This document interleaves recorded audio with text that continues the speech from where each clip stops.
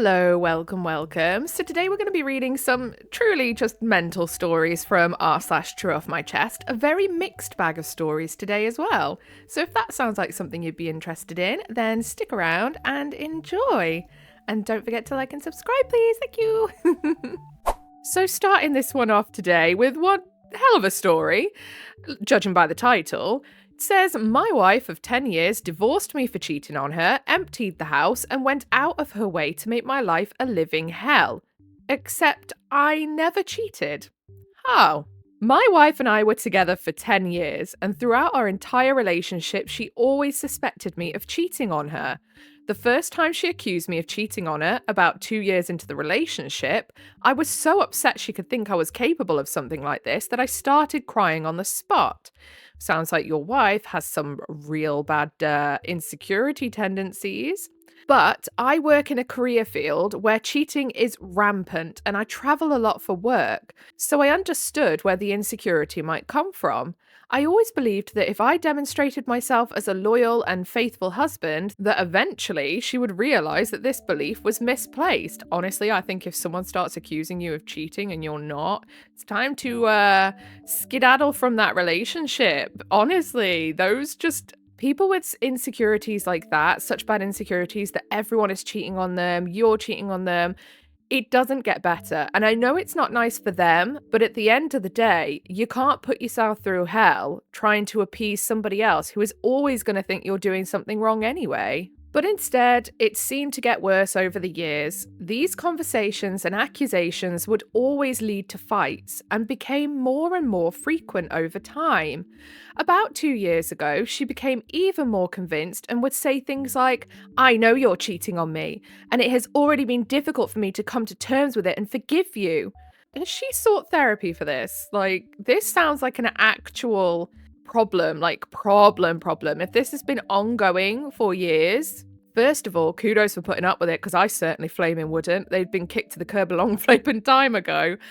But also, if it's been going on for years and nothing you do helps and they just come up with these mad accusations out of nowhere, have they sought therapy? Because it sounds like there could be some issues with paranoia or something going on here, maybe. Obviously, I am no psychologist, just a little armchair psychologist sat here. But it's probably a good idea to look into those things, because if she's torturing herself, it can't be nice for her either. Everyday activities became proof of my infidelity. If I worked late, it was because I was actually out meeting my affair partner. If I woke up early to go for a run, I was actually meeting her for a 6 a.m. quickie. When my motorcycle was vandalised, it was a jilted ex-lover. I demanded that we go to couples counselling, and she refused, saying, why should I go to counselling? You're the one that's doing it. Yeah, see, that's where I would leave. If I hadn't have already left before, I would leave then, because I'd be like, do you know what? I've tried to help. I'm not doing it. You can piss off. She would give examples such as the fact that I self-pleasure 3 to 5 times per week as evidence that I was addicted to S, and suggested that I join an S-aholics Anonymous group. Oh, well, more for you for, having a little fun time to yourself. I would say that's quite a healthy thing to do, is it not? About 6 months ago, I was away on a work trip and she texted me, I finally found the proof that you cheated on me like I had always suspected, and emailed me divorce paperwork. Honestly, I think she's doing you a favour there, my dude. I was dumbfounded and asked her to tell me what proof she was referring to, but she replied, it's not my job to share that with you. It's your job to prove to me that you're not cheating. Right, this lady is either extremely unstable or she's actually using this as a form of mental abuse.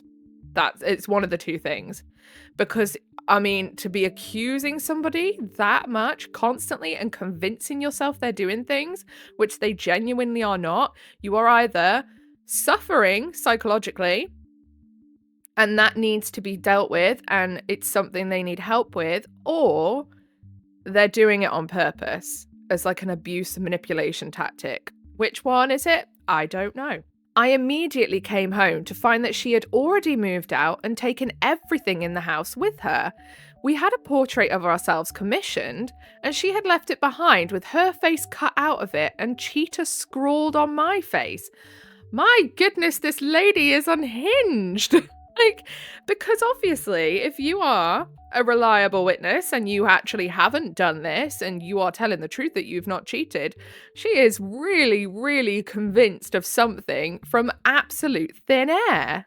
Over the next few weeks, she contacted all my friends and family and co-workers to tell them that I had been cheating on her for years and that she was finally leaving me after no longer being able to deal with it anymore.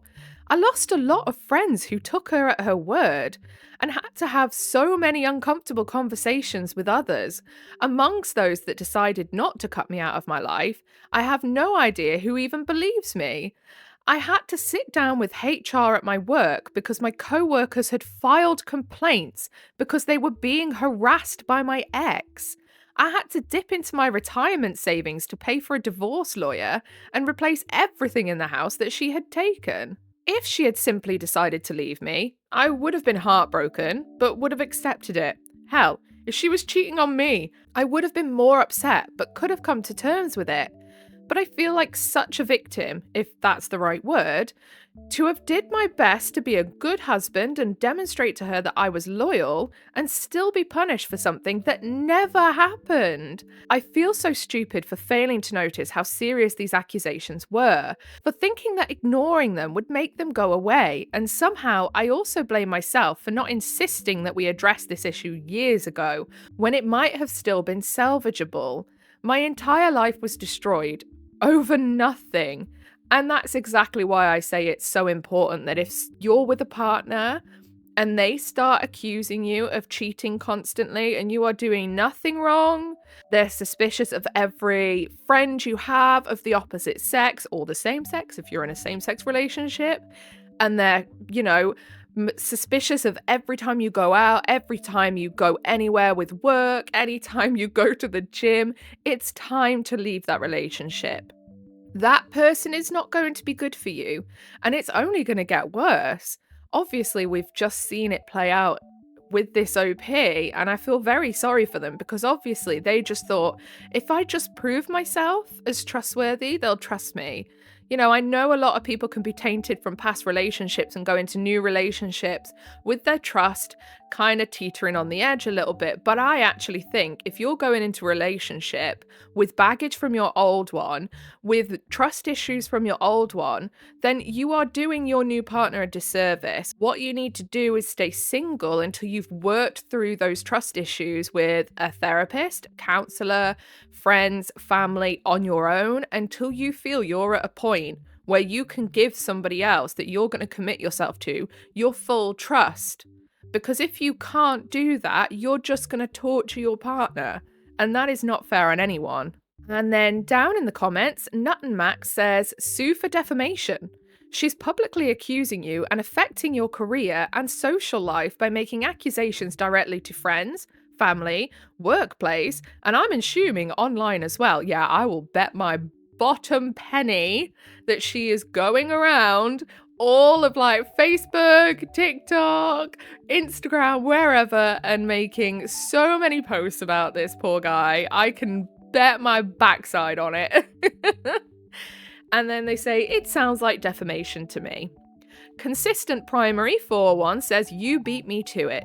You need to sue for defamation and ask your attorney to ask a DA to look into harassment charges.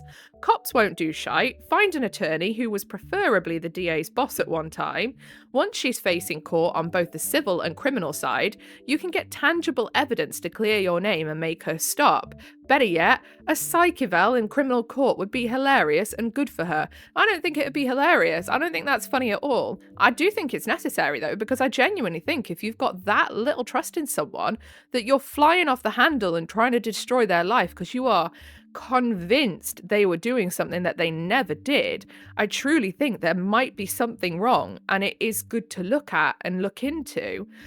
But I do agree with the whole suing thing, to be honest, if you're in America anyway. Here in UK, it's not that easy. It's very difficult to actually sue somebody for something like that.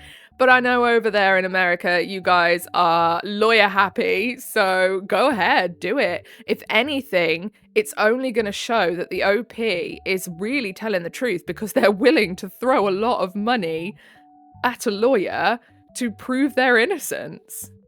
Next post. I don't know if you could class this as a palate cleanser from the last post tomfoolery, but here we go. So this one says, pooped myself at Disney with my boyfriend sleeping inches away. Oh, you poor soul. I woke up in the middle of the night and had to go to the bathroom. Normal. I poop. Normal. I wipe. A lot more. Thinking to myself, I definitely didn't just poop all of this. I go back to the bed. My boyfriend, 3 years, is stirring and sniffing the air. Oh my God. I'm sniffing it too. Then I move my hand about 2 inches. That's a poo puddle. No. Okay, no problem. Let me get up and get a hot soapy wet rag. I scrub and dab away as quietly as possible and then lay a towel over the spot to dry and to cover it up so I don't touch it. My plan is working. Until mid-scrub, he says, "What is that smell?" And I lie and say, "Oh, I farted really badly. Ha ha." No. And then he says, "Dude, you might want to check your pants." Yeah. I had no pants on or underwear. Nothing was stopping that flow. Oh no, there was no buffer. Oh, the poor cleaning staff that have to clean that up. Oh. I tell him to move to the other bed. He does, and I go back to sleep in the stinky bed, hoping the smell will be smothered a bit. Oh no. Fast forward to 3 hours later, I'm rolling around after an intense dream and it stinks again. No effing way. More shite. Yep. I should have put an effing towel down. Edit, I did put a towel down and left it there from the first incident. Sorry for the confusion. It definitely helped. I was sleep deprived and panicked when I wrote this post originally. Bless you. But I didn't know my bowel was going to have a splash mountain of its own. I'm panicking at this point. I begin to gently take the sheets off my bed and my boyfriend stirs. I stop, mid-glossier perfume spritz and freeze. Sheets are halfway off, the room reeks. He turns the other way. I'm now in the bathroom. Pooping, trying to figure out if I cover this up myself or come clean. I'm so sorry, Disney hotel workers. Update 1, full disclosure, I have Crohn's disease, so please don't be too harsh on me. Oh yeah, Crohn's disease, yeah. It will have you getting caught short at the most unreasonable of times. Although, even though a flare, nothing like this has ever happened. I took all the poopy sheets and rinsed them off and rubbed them with soap the best I could to mask the smell and not make whatever poor soul who has to take these not burst into flames. There was an extra blanket in the closet, so I'm cuddled up in that right now. I'm hoping I don't wake up to another surprise. My boyfriend is sleeping so peacefully next to me. Do not eat the loaded foot-long hot dog from Casey's Corner. I love over-the-top fair-type food, but I guess this was my limit.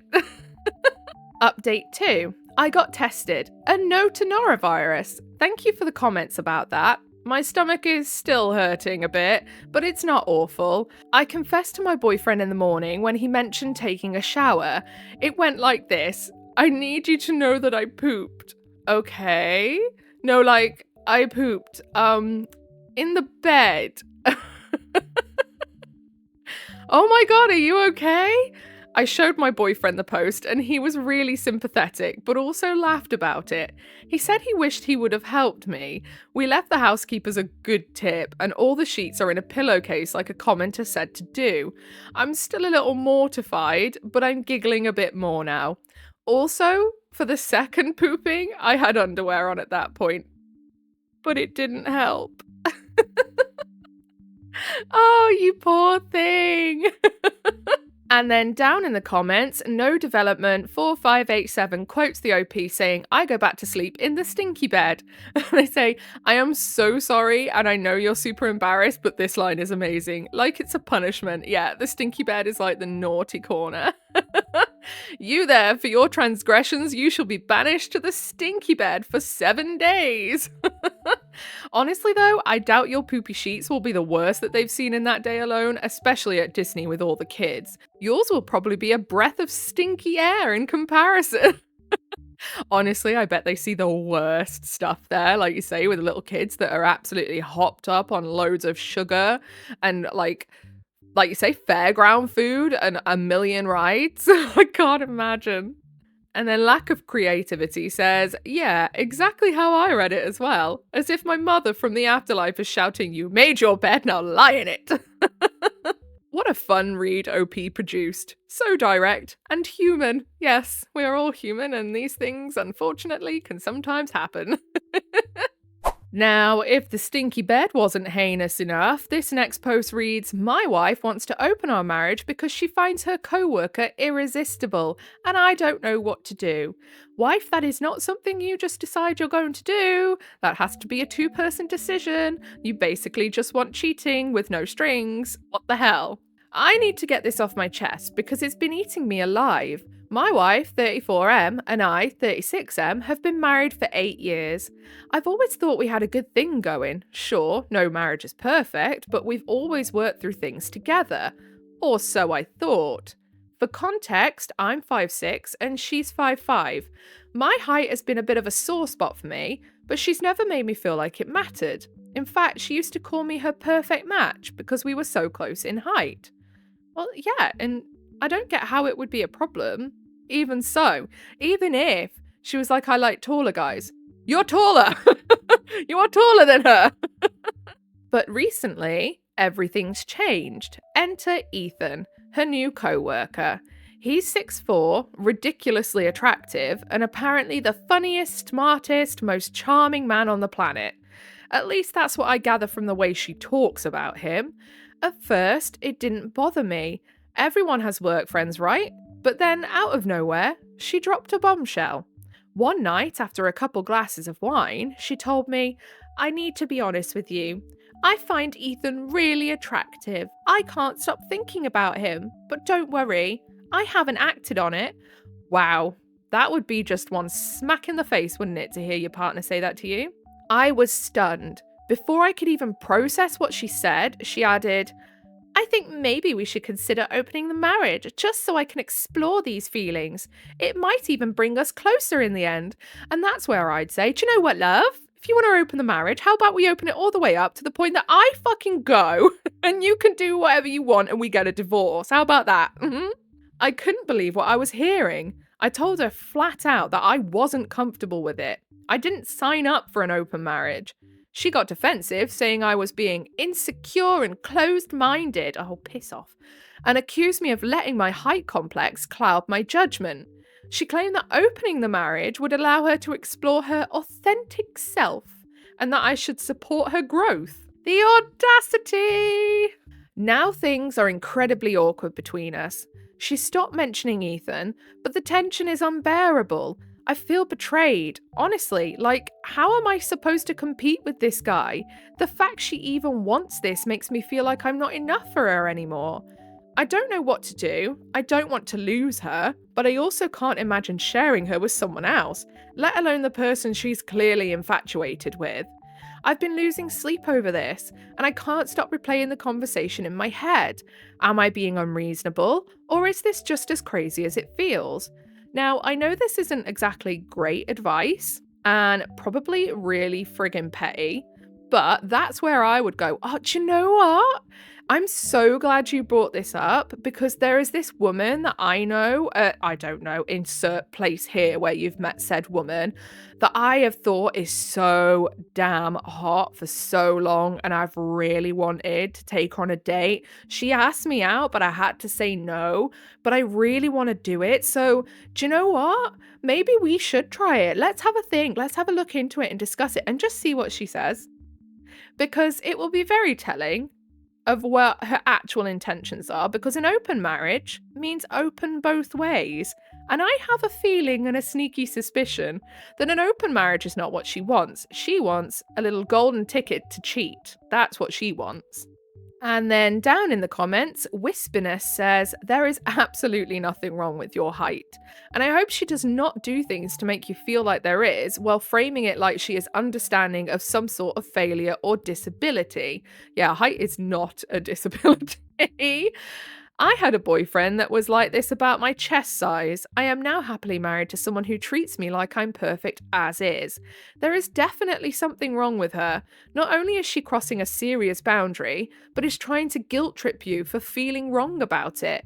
She is the problem, not you. And don't you forget it.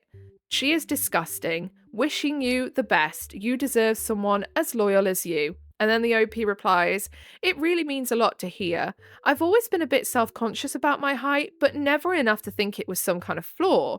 The way she's framing it, like my insecurity is the problem, is what hurts the most. I'm really glad you found someone who loves you the way you are. You deserve that. Honestly, your words remind me I deserve the same. Thank you for sharing and for the encouragement.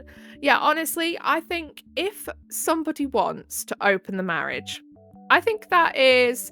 it's fine to ask if you can explore that. If your partner says no, then that's it. You either leave them because that's what you want and it means you're no longer compatible anymore, or you say, I respect your wishes on this. We won't open the marriage. An open marriage has to work with both parties being enthusiastically in on it. Otherwise, it's not going to work. Also, I feel like coming to the OP and saying, I want to open the marriage because I'm attracted to this guy, doesn't mean she wants an open marriage. It just means she wants to go shag that guy and not get in trouble for it. That's what it is. It's not an open marriage. That's just, again, wants the green card to go and cheat, which is not acceptable. And yeah, height means nothing. It really means nothing. So I'm 5'11", and I've been dating different guys or whatever throughout my adult life, and I've dated really tall guys like 6'5". I've dated guys, one which was like 5'6", so quite a bit shorter than me. Doesn't make a bloody difference. It doesn't matter. It's about the caliber of the person. That's what you need to be looking out for. And then last post, we found my 92-year-old grandpa's Kindle. I couldn't clear the internet history fast enough. Oh, God. What's old Grandpappy been looking at on there, the dirty dog? My grandfather has moved into a care home from independent living recently. He has all his mental faculties, but his body is going downhill quickly and needs a lot of care. He wants some entertainment, so he requested his laptop and Kindle. While my family and I aren't too happy with him having a laptop that has access to various financial accounts in a room with no locks and people coming and going, we retrieve said items. I mean, there is something you could do there. You could just take the laptop in and take your laptop in and just say to your granddad, hey, we don't think it's a good idea you having your financial access on this laptop. If you want, I can take over your finances for you, make sure everything's running smoothly, and save it all down on my laptop. And then I can bring it in whenever you need anything doing, whenever any finances need dealing with, and we can go through it together just so you're not having that there. Because, yeah, I completely understand why you wouldn't want everything so easily accessible for a bunch of strangers who are coming in and out. Because, again, I know that a lot of nurses, healthcare assistants, they're great. But you get the ones that aren't as well, unfortunately. It's a very sad reality. My grandpa had given us, my parents and I, the passcode, and when we opened the Kindle, we were assaulted by so much adult entertainment. Tabs and tabs of open adult content. Not books, mind you. The Kindle connects to the internet. I'm not sure he understood that the tabs don't close themselves or go away. He never was the most proficient with the internet, or so I thought. Well, he's managed to find the booty pics easy enough. I did not need to know all of my 92-year-old grandfather's kinks, thank you very much. What's worse is I think he was accidentally downloading stuff from various sites. I cleared the browser history and cache because these were some pretty bad sites he was on, but I had to clear the downloads and it was 26 gigabytes of space. Goodness me, Grandad. You horny devil, you. I mean, to be honest though, if his mental faculties are all still perfectly intact, his body might have aged, but his brain's still going to be a randy 20-year-old, isn't it? Let's be realistic. And then down in the comments, Venus Flytrap says, oops, that's kind of like catching your parents having S. He's old, not dead. He's going to want to check women out. And then Pudding Hero says, Opie understands this. There's no reason to rub it in. Or off. Oh, bless him. He just wants a little bit of excitement, the poor little sod. And on that very, I don't even know what to call it, kind of note, that'll be where we leave it for today. This video has been, I want to say shite show, just for the fact it's so up and down, but I feel like that sounds like I'm trying to make a terrible pun about the one OP's horrible poo accident, which I'm not, but it is funny. So if you made it all the way to the end, then I appreciate you very, very much. If you'd like to give me a like and subscribe, I'd appreciate it even more. And it helps you find your way back here because I post every day. Other than that, I'm going to go and have a little eye bath. I suggest you do too. Goodbye.